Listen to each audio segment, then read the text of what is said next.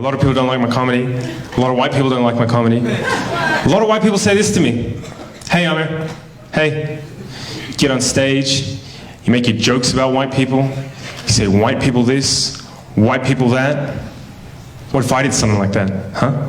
What if I got on stage and I said, yeah, black people are like this, Muslims are like that. You'd probably call me a racist, wouldn't you? And I say, yeah, I would. Yeah, you should never do that. That's bad for your health. They're like, well, you do that, Amir. You do that. You get on stage. You make your jokes about white people. Don't you think that's a kind of racism? Don't you think that's dun dun dun? Reverse racism. I said no. I don't think that's reverse racism.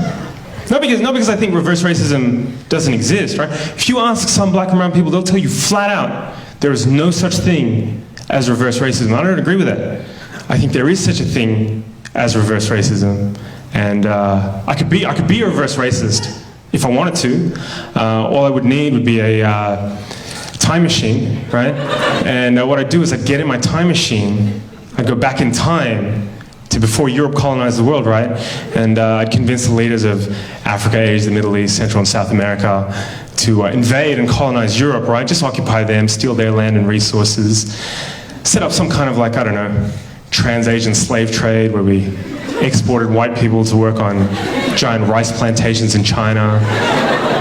Just ruin Europe over the course of a couple of centuries so all their descendants would want to migrate out and live in the places where black and brown people come from.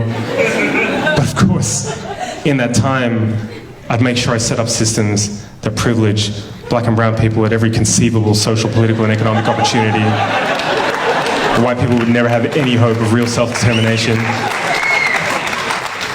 Just every couple of decades, make up some fake war as an excuse to go and bomb them back to the Stone Age and say it's for their own good because their culture's inferior, and then, just for kicks, subject white people to colored people's standards of beauty, so they end up hating the color of their own skin, eyes, and hair. If, after hundreds and hundreds and hundreds of years of that, I got on stage at a comedy show and said, hey, what's the deal with white people? Why can't they dance? That would be reverse racism. Marvin, thank you. You've been great. Good night.